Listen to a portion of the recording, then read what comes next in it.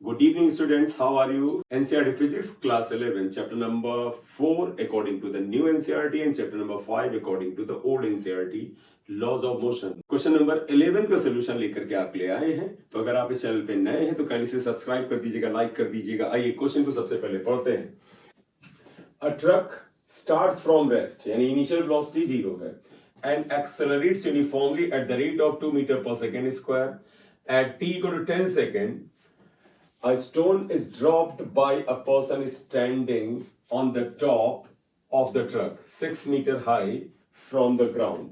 What are, first part है velocity and the second part acceleration of the stone at t equal to 11 seconds. Neglecting air resistance. हमें velocity और acceleration निकालना है t equal to 11 seconds पर, correct?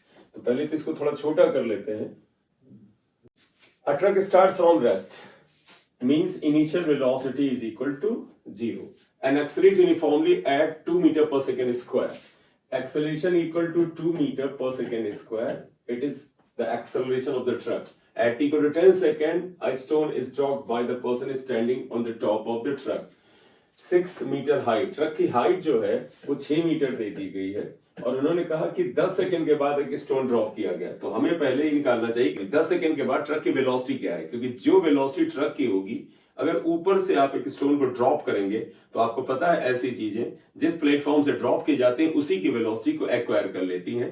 तो velocity of stone will be equal to the velocity of the truck होगा, correct? So हम ऐसा करें कि 10 सेकंड पर वेलोसिटी निकालते हैं। तो t इक्वल टू 10 सेकंड, इसके लिए v equal to u plus 80, we have to find out u is equal to 0, acceleration is 2, t is 10, therefore velocity will be 20 meter पर सेकंड।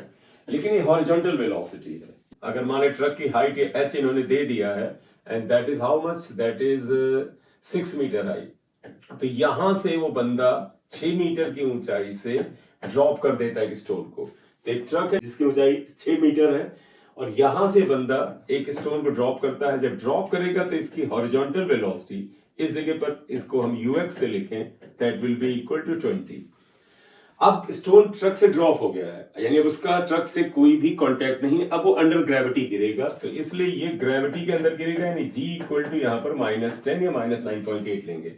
अब स्टोन अंडर ग्रेविटी जब गिरेगा तो अगले 1 second में मान ले इस जगह पे आ जाता है, इसकी वेलोसिटी v के बराबर है।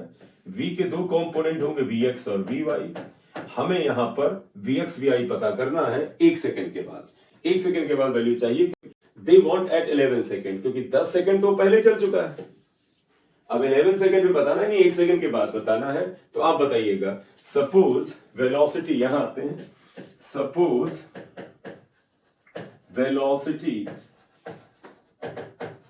at t equal to 11 second is v। तो v के दो कंपोनेंट हो गए vx और vy। आपको पता है vx जो होगा वो इसके ही बराबर होगा। क्यों? क्योंकि अंडर ग्रेविटी गिर रहा है और जब ग्रेविटी के अंदर गिर रहा है तो acceleration is only along y axis. x axis का कंपोनेंट vx जो होगा वो 20 के बराबर ही बना रहेगा, ये तो 20 रहेगा। vy पता करना है। vy पता करने के लिए हम क्या करें, आप समझिएगा, अंडर ग्रेविटी गिर रहा है और यहां से यहां तक आने में उसे 1 सेकंड लगा है, क्योंकि यहां पर t इक्वल टू 10 सेकंड था, यहां पर t इक्वल टू 10 सेकंड था, जबकि यहां पर t की वैल्यू जो है वो 11 सेकंड है। तो ऑब्वियस सी बात, यहां से यहां तक का जो टाइम हुआ वो कितना हुआ, 1 सेकंड हुआ।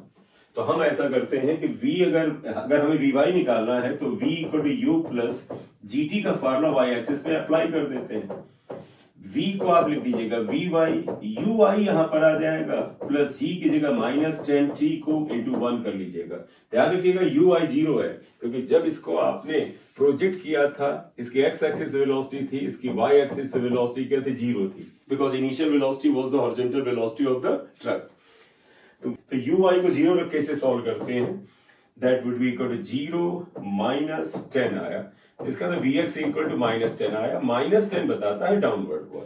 तो इसलिए 11 सेकंड पर इसकी वेलोसिटी क्या होगी, therefore velocity v equal to, अगर वेक्टर फॉर्म में लिखें तो हम ऐसे लिख सकते हैं vxi cap plus vy j cap, आप ऐसे लिखिए, और vx 20i कैप हुआ -10j कैप हुआ, क्योंकि vy 10 के बराबर है। ये हमारा आंसर आया।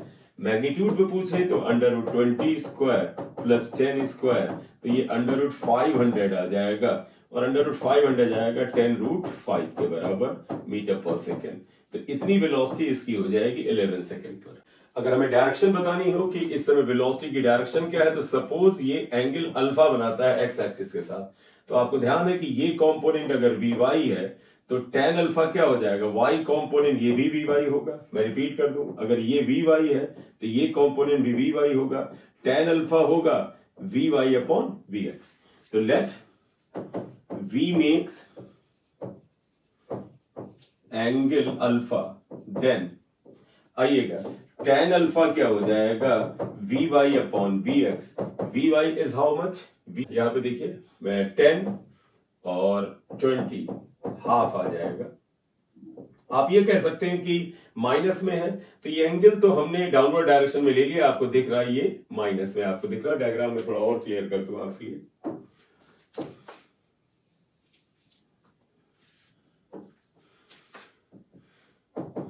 ये v है, ये अल्फा है, ये वी है, तो यहां पर देखिए ये आया tan अल्फा, तो हाफ आ गया tan अल्फा की वैल्यू। अब थोड़ा सा इसको नोट कर लें इधर, तो इसका बाकी पार्ट यहाँ पे मैं सॉल्व कर देता हूं। तो tan alpha equal to half आया, तो therefore alpha equal to tan inverse half आ जाएगा। It is the angle made by velocity with X axis in downward direction दिया गया।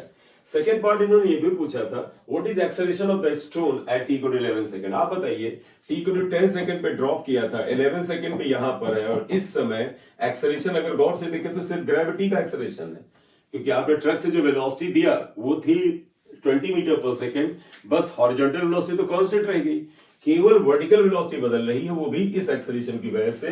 तो therefore acceleration a is only g, that is equal to minus 10 meter per second square। इसका तो magnitude wise acceleration is 10 meter पर second square. तो इस question के दो पार्ट थे, what is the velocity at 11 second and what is the acceleration at 11 second. और ये क्वेश्चन अच्छा क्वेश्चन माना जाता है, क्योंकि ये अगर आप गौर से देखें तो ये लॉज ऑफ मोशन की तुलना में 2D का ज्यादा क्वेश्चन है, ये प्रोजेक्टाइल से रिलेटेड क्वेश्चन है, ये 2D का क्वेश्चन ज्यादा है instead of the question of the laws of motion.